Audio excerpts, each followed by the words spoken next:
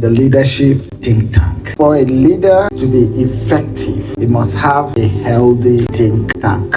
Every leader has a think tank. It doesn't matter whether you're aware of it or you're not aware. Subconsciously or consciously, as leaders, we operate with a think tank around us. Some people call it the kitchen cabinet, the inner caucus, or the inner circle. Every leader has what is called think tank, and you must operate from. For a leader to be successful or not depend on the pool of his think tank. If your think tank is unhealthy, you are bound to make unhealthy decisions as a leader. Why the leader assume responsibility for all the success and failure? Their ultimate decision is not solely a product of their mind. It is rather a result of collective insight from their trusted advisors. He is responsible for his decision. If you succeed or you fail as a leader, you are responsible for your decision. But the product of your decision is not solely the product of your mind. It's a product of the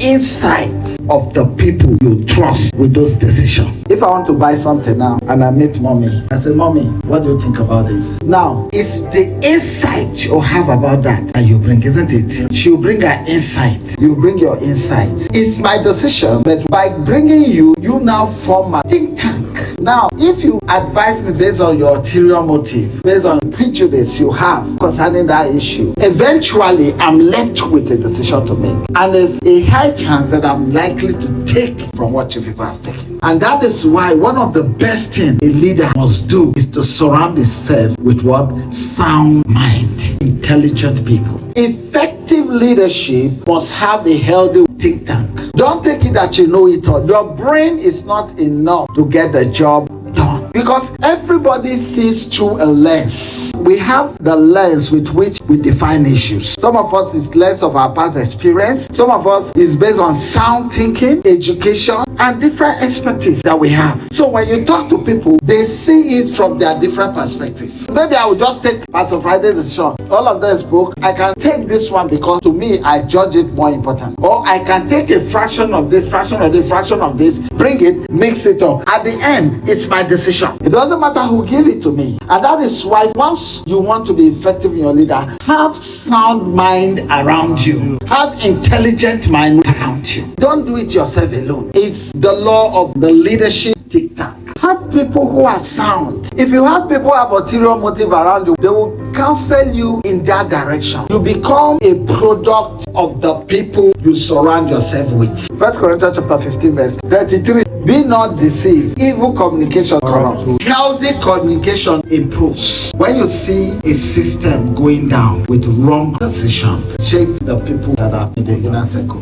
Check the caucus. The leader takes responsibility. The worst thing you can do yourself as a leader is to keep yourself among people who cannot tell you the truth. Surround yourself with people who respectfully tell you the truth. Because as a leader, it's not what you want to hear they should tell you. It's what makes your leadership effective and outstanding they should tell you. Strong, effective leadership pull from strong, effective think tank. We must pull as leaders. If you want to be effective, get people who see things from a better perspective. It is good for them to see from your perspective, but it's also good for them to see from another perspective for it to be effective. If I want to do something and I'm passing the information through her, the way she sees it tells me how other people sees it. But by the time you pass it, you find out that it is a different perspective. Then you sit down and make a decision as a head that oversees everything. If you fail, don't say it's this one that lead me astray. You are responsible for the success or the failure, but you are not to use your brain alone. That's what the leadership think tank is all about. I take responsibility. If they say the decision came out well, I take responsibility for me. That is leadership. Leadership is not doing everything yourself, but it's taking responsibility for the good and the bad. I fail because this one lead me astray. You are a terrible leader. That they advise you, they force you to take the advice. The ultimate decision was yours, but you maximize the brain that are available to you. That is why one of the greatest things you can give to yourself as a human being and as a leader is healthy thinking people. People who are not afraid to talk to you respectfully. And if you form a member of a think tank, know that you owe that leadership the truth, the best of your brain, in a respectful way. And there's nothing wrong if you give your part and they didn't take it. As a leader, you are seen from a wider perspective. It's the perspective I gave you that you counsel me. Leadership is not effective without a healthy or an effective think tank. It must not be solely a product of your mind and how you can use it to become a good leader in everything you do. Every effective leader has a think tank, and every member of a think tank has his own think tank. Matthew 27 verse 17. Iron sharpeneth iron, so a man sharpeneth the countenance of his word.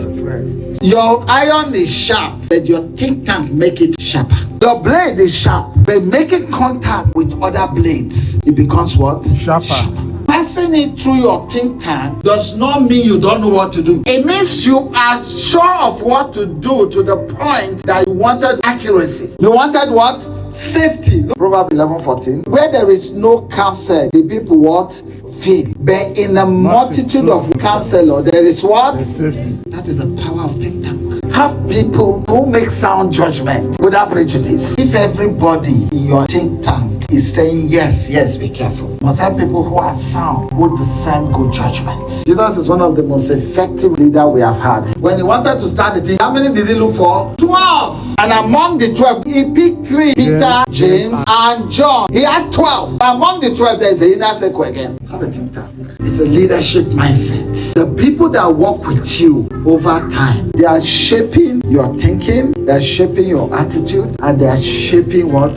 Your decision. So you must be careful the people that you put in your inner circle. If the wrong people are in your inner circle, they will lead you astray. And if you find out that you are in somebody's think tank, the next is to improve yourself, to give counsel without prejudice.